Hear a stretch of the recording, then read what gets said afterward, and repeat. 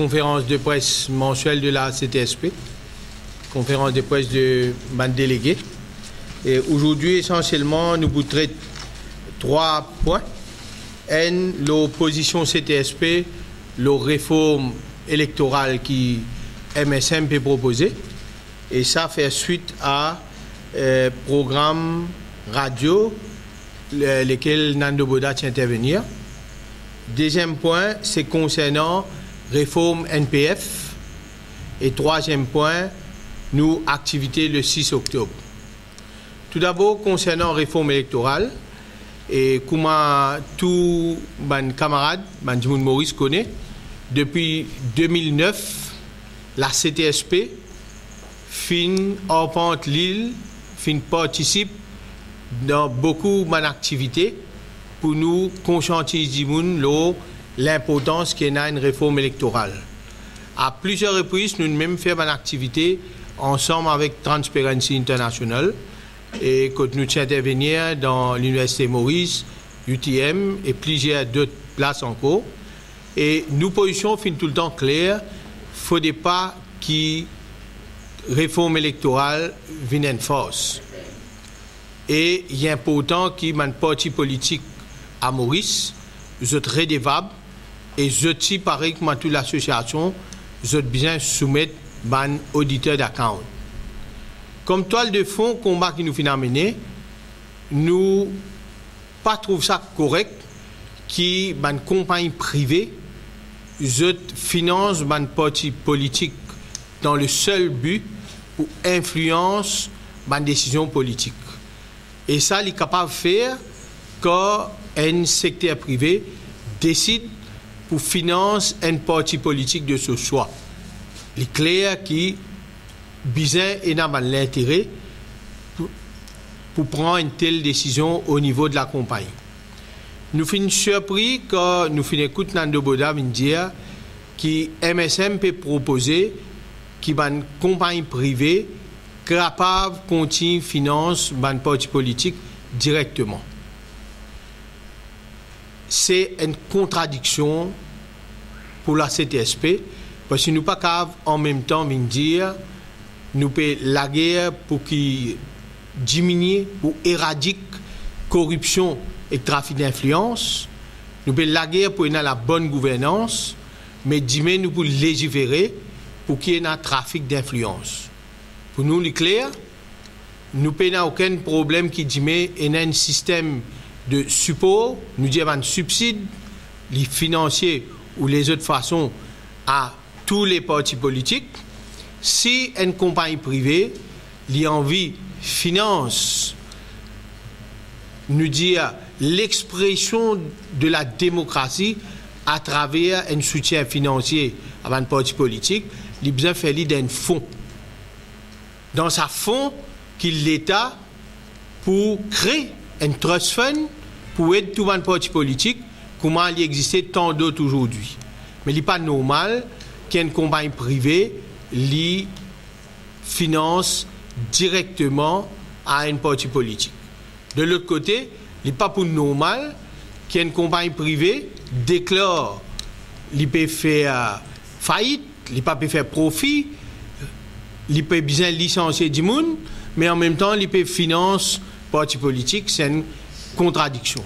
Donc, CTSP catégorique là, pour nous dire que si on est dans une telle mesure, nous pouvons favoriser encore le trafic d'influence. L'autre mesure qui, encore, nous trouve ça assez comique, c'est que le financement à un parti politique à travers l'État pour faire le nombre de candidats qui sont élus. Nous essayons de comprendre qui est logique derrière là, ou donner un soutien financier à un parti politique pour aider à faire campagne électorale, ou pas récompense vainqueur. Il est clair que pour continuer favorise un gros parti qui a une source illimitée de financement, qui est capable, comment nous dire, influence votre monde avec la fausse l'argent, et le gouvernement, après ça, vient favorise pour donner un financement à un élu, nombre de candidats élus, nous pas d'accord avec ça. Pour nous favoriser l'émergence d'autres partis, d'autres courants politiques, un petit parti qui nous dit, faudrait qu'il y ait un support lors de campagne électorale et plus important, bien définir dépenses d'un parti politique. Il n'est pas possible que l'État dit mais pour donner l'argent à un parti politique pour polluer nous l'environnement. Il n'est pas possible qu'il dit mais pour prendre l'argent contribuable depuis un fonds pour qu'il ça un parti politique là organise une espèce d'activité sectaire et communale. Donc pour bien définir un parti politique dans quels paramètres vous êtes supposé faire cette dépense. Nous déjà soumettons nos mémorandums, nous pour apprécier que le gouvernement écoute aussi d'autres organisations de la société civile, pas juste partis politiques qui sont concernés avec la réforme électorale. Et il y a beaucoup d'organisations qui ont une grande empreinte dans la société là, bien écoute d'autres, entre autres les syndicats. Le deuxième point, nous conférence de presse, c'est concernant réforme NPF. NPF s'est introduit en 1978 pour durer 40 ans. Donc en 2018, disposer de laps, supposé tout ban interlocuteur bien assisé, discuter, un nouveau système qui répond à l'exigence d'aujourd'hui et du futur. Aujourd'hui, il est clair que les travailleurs du secteur privé ne sont pas capables de vivre de autres pensions qu'ils ont gagnées à travers la NPF. Et c'est une des raisons principales du chômage des jeunes. Ce qui est arrivé, c'est que beaucoup d'enseignants, quand ils prennent retraite, ils ne sont pas capables de vivre de autres pensions, ils retournent sur le marché du travail. Nous rentrons dans un cercle vicieux. Bien que ces enseignants-là, je gagne une retraite correcte qui permet de vraiment prendre repos et les gens gagnent un travail. Nous finissons une lettre au ministre Sinatambou qui finit dire nous, et dans 3 mois de cela, très bientôt, le comité là, pour céder, nous pas appeler les autres, mais rien. Et ça, il ne peut pas comme une lettre à la poste, m'a dit peut renouveler l'ancien système NPF qui nous pas d'accord. Et moi, je suis content de faire un petit apporter là. Aujourd'hui, le gouvernement, il y a la possibilité de venir avec un meilleur plan de protection sociale. Moi, explique-moi. Plus nous avons travailleurs étrangers qui travaillent dans nos pays, plus l'État pour gagner une recette en termes de taxation indirecte, donc pour avoir plus de revenus, mais sur le plan de protection sociale, il peut y avoir moins pour payer. Les travailleurs étrangers ne sont pas pour bénéficier de pension vieillesse. Donc, l'effet que la consommation peut augmenter, la recette peut augmenter, le gouvernement bien capable de régler nos plans de protection sociale, qu'il y ait pension vieillesse, qu'il y ait la NPF. Moi, j'espère que le ministre Sinatambou pour y ait le message et il convoque une réunion au plus vite pour nous régler ce problème-là.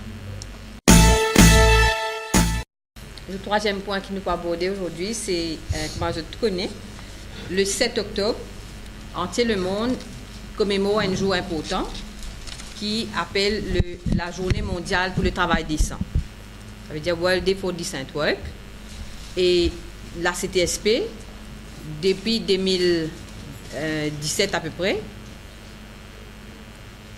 ça fait 7 ans de cela, 2007, que la CTSP finit et a un monument des travailleurs qui trouve à côté de la poste de Rosil. Et depuis 2007 jusqu'à présent, tout le temps, chaque année, nous commémorons ça jour-là. Mais le fait que le 7 octobre, demain dimanche, pour Maurice, nous pouvons faire samedi le 6 octobre. Donc, pour la marche pacifique qui peut sortir depuis nos sièges, pour aller jusqu'à la poste de Rosil, quand nous déposons des fleurs et pour un discours. Mais la raison fondamentale qui fait nous besoin, surtout cette année-là, concentrer une activité d'envergure, c'est parce que, comme on nous connaît, depuis 9 ans, travailler secteur privé dans le pays peut souffrir. Parce que dès la loi travail, qui tombe dans la tête, le 22 août 2008, qui rentre en vigueur le 2 février 2009, et code ban travail secteur privé fin perdre tous les droits. Patron fin gagne droit pour hire and fire, ça veut dire recruter du monde et mettre du monde dehors quand il y a envie, l'air il y a envie, sans qu'il n'y paye non pour payer. Travailler, aller avec 0 sous comme compensation, qu'il y travaille 1 an, qu'il y travaille 40 ans. Et le gouvernement Les Peuples, quand il vient presque 4 ans de cela, dans ce manifeste électoral, il finit dire que dès qu'il y a des choses qu'il peut faire pour travailler. Premièrement, introduction d'un salaire minimum.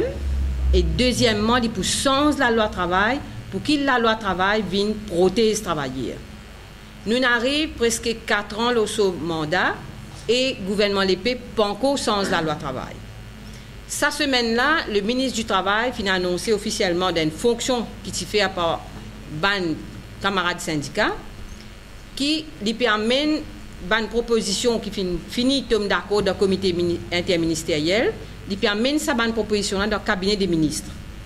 Donc, si nous comprenons bien, possiblement, aujourd'hui, ça se faisait dans le cabinet des ministres, mais nous ne connaissons pas si ça est allé. Donc, si pas cette semaine-là, c'est l'autre semaine. Donc, tout ça, c'est une promesse qu'il peut faire, pendant qu'ils sont en vacances. Et nous comprenons que le Parlement peut reprendre le 12 octobre. Donc, quand le Parlement peut reprendre le 12 octobre, pour nous, la classe travailleuse, nous comprenons que définitivement, pour besoin, que la loi travail pour changer dans l'intérêt travailleur à partir de ça l'année-là même. Mais c'est même nous pas qu'à rester les bras croisés. C'est pour ça que nous besoin mobiliser. D'autant plus qu'il y a un item important qui trouve dans la loi travail pour nous, comme on peut dire, qui travaillait aller sans un sou comme compensation, finalement une promesse qui est un Portable Severance Allowance Fund, une proposition de la CTSP depuis plus de 17 ans, qui sa Portable Severance Allowance là pour entrer. Nous entendons dire que business Mauritius aussi est favorable à ça, gouvernement favorable à ça. Nous avons envie de comprendre que ça peut bloquer maintenant. Est-ce qu'il y a certains ministres et certains l'intérêt que nous peut bloquer nous Portable Severance Allowance Fund? Nous disons nous faire bien attention. Parce qu'il a CTSP et nous avons à l'œil, élection derrière la porte, le Portable Severance Allowance Fund bien rentré pour protéger les travailleurs secteur privé de ce pays-là. Donc, à cause de ça, que nous pouvons inviter tous les camarades, tous les travailleurs, pour qu'ils paraissent dormir dans la case et qu'ils soient présents samedi le 6 octobre, 1h30, dans le CTSP à Rosil, pour nous marcher jusqu'à la poste Rosil, que nous prenons un message par rapport à ces deux thèmes-là. Amendement à la travail et aussi introduction à un Portable Severance Allowance Fund. Merci, Kamadjen. Et Simone Kamal a posé une question, bien sûr. Qui formule qui je dis peut-être beaucoup de financement politique, mais pas qu'on se formule. Qui se formule pour payer, un petit peu dire dépenser avant, rembourser après. Non, il est clair que financement parti politique, si vous n'avez pas de financement avant la campagne électorale, mais après, qui vous fait le financement là? Quand vous finissez, qui vous fait avec ça? Il est un petit peu ridicule. Ça, c'est clair. Mais ce qui est important, c'est que beaucoup de gens n'ont pas connu dans Maurice. Parti politique n'a pas une entité légale qui est enregistrée. Ça, c'est le fondamental. Vous avez une entité légale qui, pareil comme toute une association, ils soumettent un auditeur d'argent. Deuxième, il y a la transparence, la source de financement. Troisième, il n'est pas normal que l'entreprise finance un parti politique privé directement. Mais ça date d'aujourd'hui, ça. Pardon? Depuis notre conseil, depuis 1800, 1700, nous connaissons que le monde sucrier, tu peux financer pour que du monde auprès du gouverneur de l'époque. Moi, j'ai envie de faire un témoignage aujourd'hui. Première activité conjointe qui s'était fait dans la municipalité pour lui, le financement politique et Transparency International. C'est un grand monsieur du secteur privé, qui beaucoup de monde respecte lui, M. Poncini, qui est venu. Et il dit nous, c'est quelque chose de long overdue. Et quand nous posons question de lui, il a même longueur d'onde avec nous. il dit nous pas imaginer dans le cadre de campagne électorale qui quantité de partis politiques je fais chantage avec ma compagnie privée. Je fais ma menace si je viens au pouvoir qui répercussion si pas fin donne financement. Ça amène plus de synergie au niveau de la population. Aujourd'hui, qui est un patron, la plupart, un travailleur, n'importe quel citoyen dans ce pays-là, tout dit besoin un règlement, financement parti politique. Mais façon que vous proposez, pas réglementer, au contraire, de cautionner le trafic d'influence. Est-ce que ban parti qui déjà là, c'est-à-dire nous peut cause la lutte, résistance alternative, bien gagner ça l'argent là, ou bien à cause du fait qu'il ban là inélu, c'est-à-dire jamais je vous gagne l'argent là, c'est-à-dire comment je vous faire pour faire, si c'est une élimination, ban parti émergent. Effectivement, mais tout parti bien gagner. Pour donner un exemple, dans le monde syndical où il y a trade union trust fund, mais toute fédération gagne, même il y en a 1000 membres, les gagne qui fait ça l'argent là pour aider organise plus de travailleurs. Et ça amène nous fin dire combien l'accord collectif qui ont signé pour gagner casse, c'est pas vrai. Donc l'idée là, moi pas trop comprendre, plus quoi c'est un slip of the tongue de Nando Boda pour ne pas dire que c'est une imbécilité qu'il fin dire.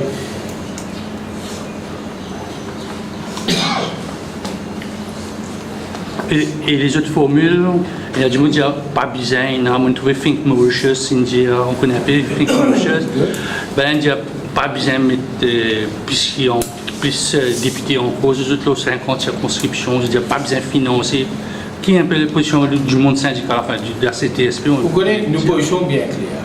D'abord, besoin d'une dose de proportionnel, mais d'une façon réglementée. Il ne faut pas qu'à rendre une proportionnelle dans l'absolu, que dit mais un parti fasciste peut monter parce qu'il dit 1% un député. Ça c'est clair. Il ne faut pas qu'à rendre dans l'extrême. Ou bien aujourd'hui, pave the way, comment dire, ou un nouveau courant, ou un jeune qui a une nouvelle idée pour ce pays, vous avez l'espace, vous êtes capable d'exprimer politiquement. Pour capable de faire ça, ou bien dissocier l'argent avec la politique.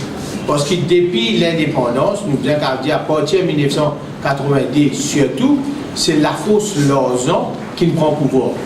C'est la fausse l'argent qui nous prend pouvoir. Aujourd'hui, je dis ouvertement, nous pouvons dire oui, il y a 220 millions dans le coffre qui est choquant.